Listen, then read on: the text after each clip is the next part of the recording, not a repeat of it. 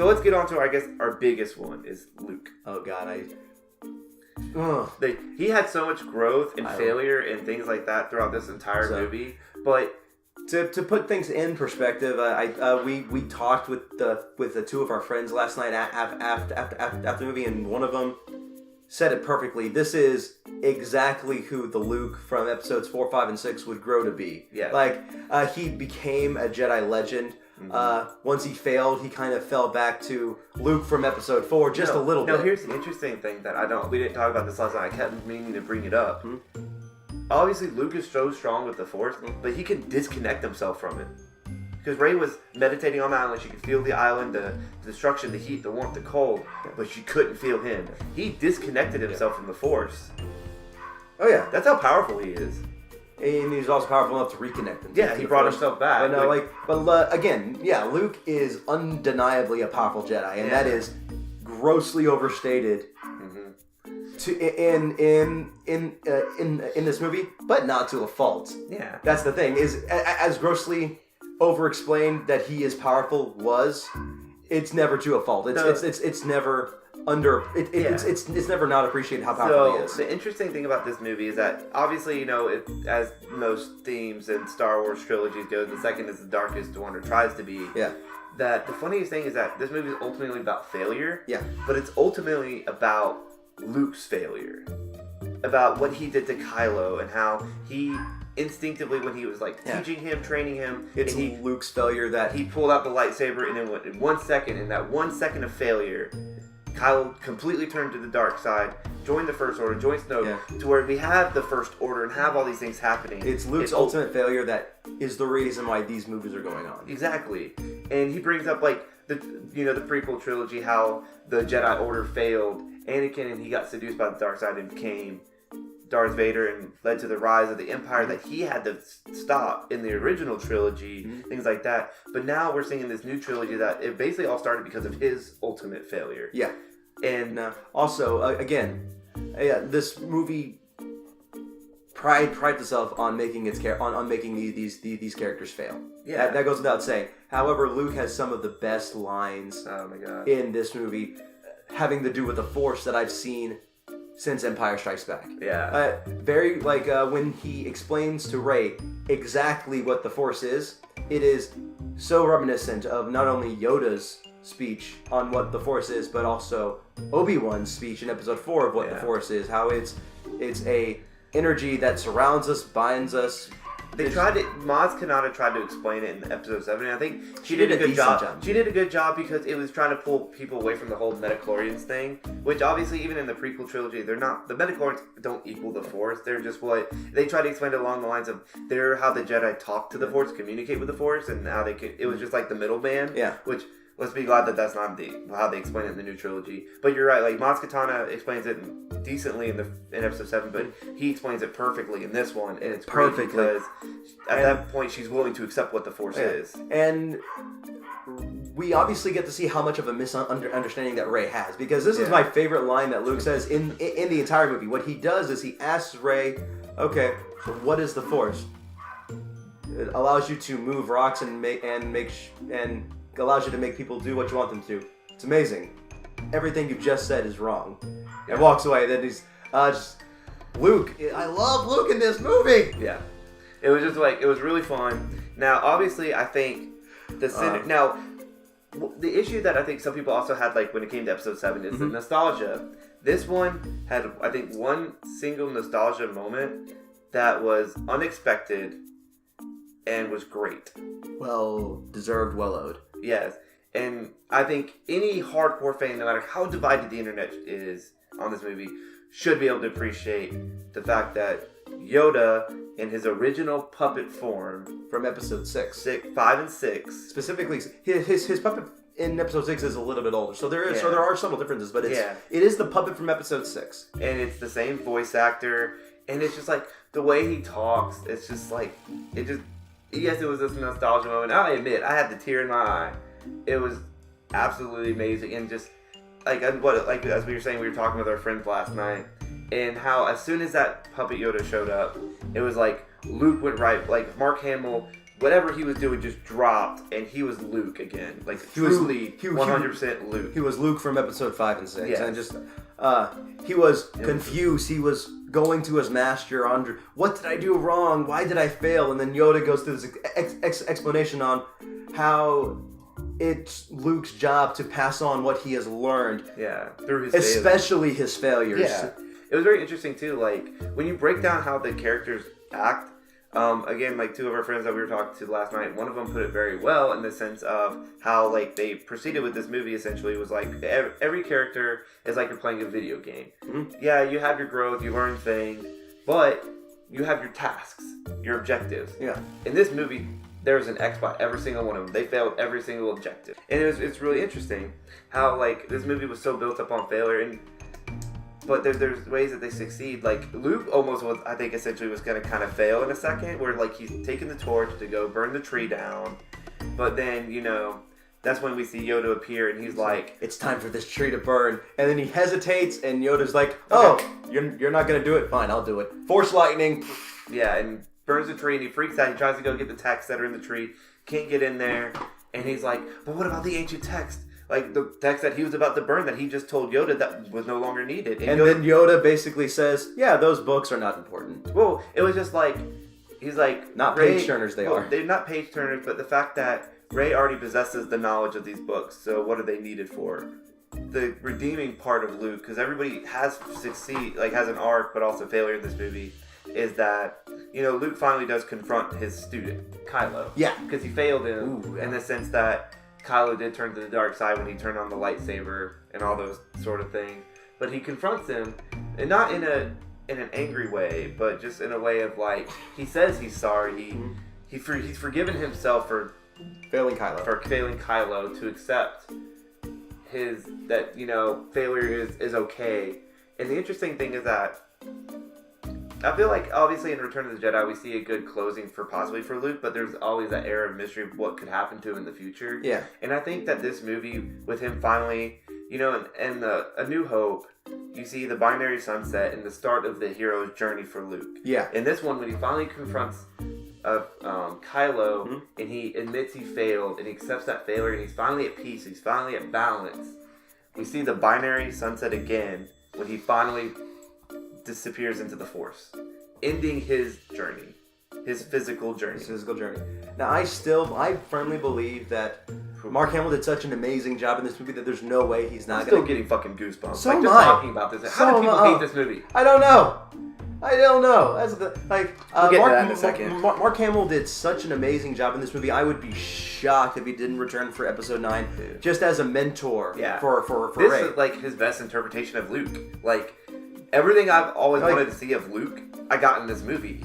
He was so much darker, so much more brooding, and but no, like, not in a bad way, and just and it he was still Luke. He was whining. He was still Luke. I know, it was great. But either way, let's go over a couple positives and negatives about the movie real quick. Obviously, positives is I personally thought the CGI was good. The story was pretty easy to follow, and it didn't deviate too much. There wasn't too many things going on at once. No, and that the characters came across great. I know I've seen on the internet where they said that the female characters were great, but the male characters were not.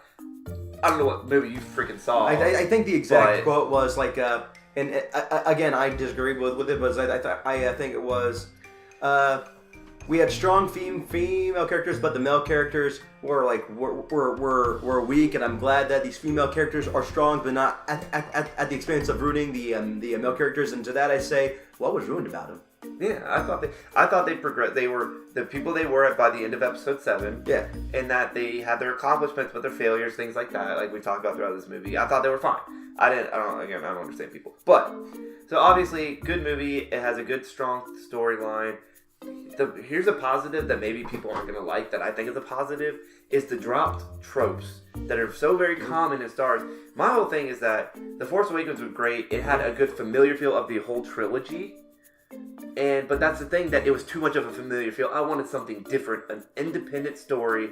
Not independent, but something that could feel Star Wars. Yeah. But didn't have to follow every Star Wars trope. There was no giant monster fight. There was no, I have a bad feeling about this line. There was no Wilhelm scream. All these tropes that are so central to Star Wars were dropped, and I was okay with it. I honestly didn't notice that they said that they didn't say. I have a bad feeling about this, and the fact that it went unnoticed means just shows how unnecessary it is for the Star Wars movies. But the fact that it is a tradition for some fans will mean something, but hardcore fans maybe will not like the fact that those things are missing. Yeah. But personally, I was okay with it. I was perfectly fine with it. Yeah. My biggest positive is Luke and Yoda. No.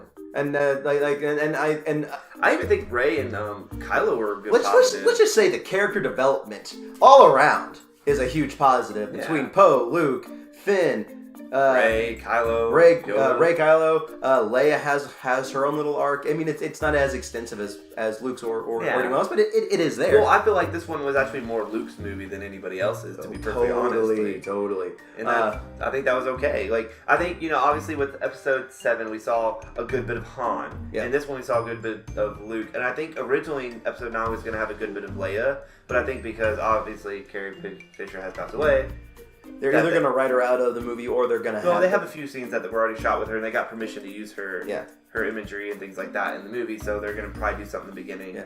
So, but odds are she's going to die in Episode 9. Yeah, well, yeah. If she doesn't, that'd be weird. Yeah. But, do you have any negatives about this movie? I know we talked a few. I do have a few negatives. One being in the very beginning, I was a little worried because it seemed a little bit too much like the prequel trilogies with its melodrama and overflush of CGI. Overflush of CGI for the most part.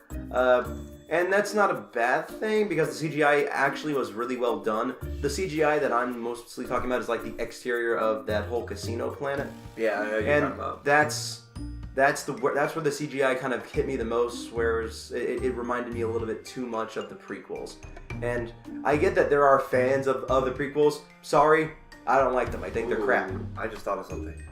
Oh, okay, so we talked about how Leia fails in the sense that, she sends out the signal to their allies for help and nobody shows up. Think about that casino planet and what we learned on that ship. That those people that are making their money are funding both the Resistance and the First Order. Yep. What if because they're getting more money from the First Order, that they're not responding to the Resistance because there's so few of them left, they can't make a profit on it anymore? He's got a point. I just thought of that. Like, That's a good point. This movie's so good. Either way, but that could be the thing. Like, maybe that's what some of those allies are the ones that are funding him. But as we know, that the same people that are funding the First Order are funding the Resistance. That they don't care. They're going to go where the money is. Yeah. It's not about good and bad. It's about profit. But again, there were some CG moments that just struck me as really bad.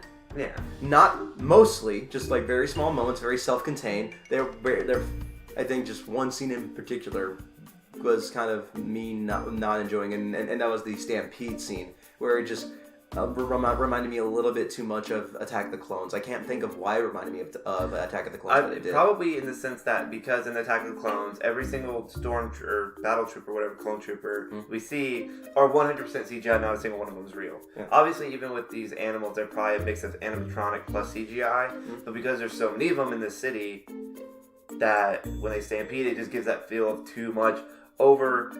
Like, it's too cluttered. It's not even that it's too cluttered. It's just that, like, your brain goes into overload with all the CGI and everything going on in the scene. And it could be almost maybe why in the beginning of the movie you had a little bit of problem or prequel fatigue, essentially. Yeah. Like I said, like, that's just a very small part of this. Like, I think that's really my only complaint. My issue, I guess, would be, like, I personally don't accept the answer that we got about Rey's parents, that they're nobodies, that she's nobody, that her point in the story means nothing. Yeah. I mean, that's like basically how Kylo put it because he saw her parents and that, that they are nothing. They were just drunks. They were gamblers. They gambled her away. They were they were dead on Jakku, buried away. That they're nothing, that she means nothing, except that she means something to him. Kind of because, like, honestly, when we saw the ties between the two, it almost kind of built up like they were kind of building an intimate relationship with each other. Which was a very interesting thing, but something you mentioned last night is why it's kind of a positive and a negative. What this movie sets up is two possible outcomes for Rey. One that really fits in with today's society, and one that kind of adds another air of mystery. So, the one that fits in with today's society is, okay, let's assume that Rey's parents come from crap. Like, they are nobody. What that sets up, and I credit this to one of our friends, is that you have Kylo Ren, who is now the Supreme Leader, coming from the offspring of Han and Leia. Leia being the sister of Luke, so Skywalker bloodline. He's this powerful entity. But she's also the general. She's very well known. Very powerful. But again, Kylo is this powerful Supreme Leader now, and I don't see how this doesn't end up with Rey fighting Kylo in Episode 9. Now, if Rey actually comes from nothing, and that she is special in the sense that she is unusually strong in the ways of the Force, what that means is you have someone coming from nothing, overpowering someone who came from power. Yeah, it's reinforced later at the end of the movie. And it is reinforced later at the end of the movie, and it makes a good narrative through line for episodes 7, 8, and 9. However, here's where the split comes from. We know that the entire time that Rey and Kylo were connected, it was due to Supreme Leader Snoke trying to get Rey to come to him. And in the end, he does succeed in that fashion. But that's how he succeeds. But what Snoke says specifically is that he made Rey and Kylo see what they wanted to see. He made Rey see that Kylo would turn to the light, and made Kylo see that Rey would turn to the dark. Yep. He made them see this when they touched hands. And Kylo said that when they touched hands, he saw who her parents were. Yep.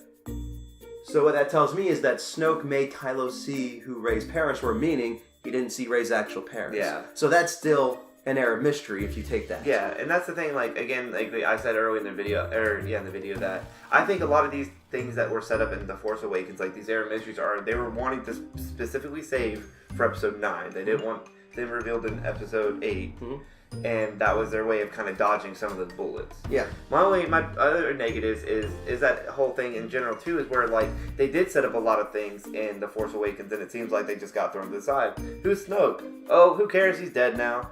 Wait, what happened about the Knights of Ren? That apparently they even mentioned in this movie that Kylo took a handful of Luke's students, and we're assuming they became the Knights of Ren. Where are they at? Were they the ones that were protecting him in the red armor that ultimately failed? We don't know. Yeah, so there's just a lot of those questions. Those are the only negatives about the movie I had, is that they set up a lot in The Force Awakens, and that they were basically tossed to the side. Who cares? Yep. But either way, that's really my only negative about the movie. Yeah. Let's talk about the divide of the internet real quick. I honestly don't understand why there's a divide. This movie is so obviously a giant homage to the original trilogy. It's not even funny. There are specific moments that mirror scenes from Empire Strikes Back, and then Return of the Jedi. And I'm actually about to get that. There's the scene where Rey is taken directly to Supreme Leader Snoke, and that scene is point for point almost the exact same scene from Return of the Jedi when Luke is brought to the Empire, straight down to Snoke making Rey look out a window and seeing the Resistance. Yeah.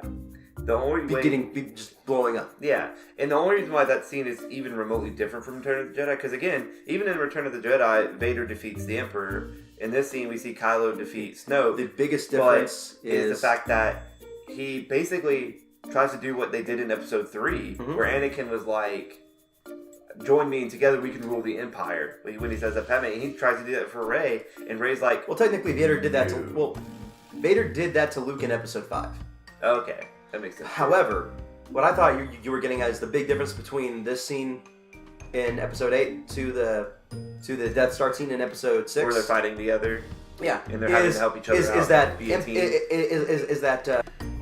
that the Emperor is trying to seduce Luke to the dark side, while in Episode 8 in that scene, Snoke isn't trying to do that to Rey. Yeah. Once he gets the information that he wants, he's just going to straight up kill her. Yeah, you're right, and I forgot about that actually. That he's just going to kill her, but also the fact that once Kylo does defeat Snoke, and that they end up working as a team to defeat all these other knights that are around, and that they actually have to work as a team, and then Kylo's all about letting everything die. Yeah, and then offering Rey, saying, "Hey, let's start a new empire. Let's do this together." And she's like, "No." And then they fight over the lightsaber. She leaves, and then basically Kylo blames Rey for killing Snoke when Hux is there, which was probably one of the more funnier scenes. Yeah. When as Hux is just standing there, he's like, he's knocked out, goes for his gun, sees Cal get up. Hux was a joy to watch. I mean, he doesn't do anything great, but That's better he was in this fun to one watch. than The Force Awakens. But yeah, when it comes down to the divide of the internet, from what I was reading, it almost feels like because this wasn't an exact mirror of Empire Strikes Back, that people were very disappointed. It seems like people were wanting, like, because again, The Force Awakens feels a lot like A New Hope. Obviously, it's a lot like the whole trilogy, but I guess because they just wanted the new trilogy to be like the old trilogy because it doesn't feel like it's following that anymore. Oh yeah, they feel like it's failed. Kind of like the prequels where they were trying to do something different. I mean, there were definitely some editing tricks that were done here that is very not Star Wars. Yeah. But fit so well with what the movie was trying to say that I can't fault it. Yeah. I guess, because even like a lot of these debates where people are like saying this movie's garbage, essentially, they're like coming out saying like, yeah, I'm a loyal Star Wars fan. I've watched them when they first came out, the originals, and all this other stuff, trying to be like, just because they watched it, that they were basically Star Wars purists, they only like the original trilogy, that because this movie tried to do so many things different, that it was a failure, and I just don't agree with that. But do you have anything else you want to talk about with the divide of the internet? Because I think we're kind of me and you are the same, where we just don't see it. We don't see why people have such a hard time. I don't like my biggest point of contention with the split is when I saw that comment on how the male characters are not strong in this one. That is just completely not true. I mean, this is like Luke's story. He's like the strongest character in there, really. Essentially, in his character development, he's the one that learns the most, I feel. It's just the fact that, like, looking at, like, Rotten Tomatoes, I mean, all these, like, Rotten Tomatoes isn't, like, the all-god of movies, but the fact that its audience score is lower than Revenge of the Sith blows my mind. It does. Whether you're so divided on this movie or not, how is it worse than Revenge of the Sith? How is it worse than any prequel movie? Yeah, I don't understand it. Yeah, and I can't even begin to explain it why this is happening. It's so I couldn't believe it when I saw that today. But either way, so let's get into our ratings real quick. What do you rate this movie? Solid 9. Yeah, solid 9. I almost want to give it a 10, but there's just a few things I had issues with, like we talked about, like with the casino planet, with the CGI there, with like other things I had issues with. I talked about earlier in the video. I think a 9 is perfect for this movie. Yeah, like this is a great movie. This is a movie I'm gonna watch a lot. And again, like I expected a lot from this movie, but I got more than what I expected personally. And it didn't have the twists and turns I thought it was gonna have. Here's the thing. When I heard people saying, "Oh, this movie is better than Empire," my first thought was, no, it's not. It's not going to be better than Empire. Empire is literally the best Star Wars movie. Yeah. I mean, my favorite one to watch easily is Return of the Jedi out of the original trilogy, but Empire is obviously the better movie. But I felt like honestly, like rewatch. I watched all of them, all 7 before I saw this movie, and honestly, I feel like Empire just really drags in the middle. I don't, because, well, we can get into that. Yeah, that's just me personally. When it comes to this movie, you can say it does the same thing, but considering that The Last Jedi is the longest Star Wars movie we've had. But it doesn't feel like it drags, that's the thing, this one. This movie, Episode 8 of The Last Jedi did not surpass Empire, in my opinion. At best, it met it. At worst, it's just slightly below. Here's my thing. I think that the way that The Last Jedi would have surpassed The Empire Strikes Back is if Finn died.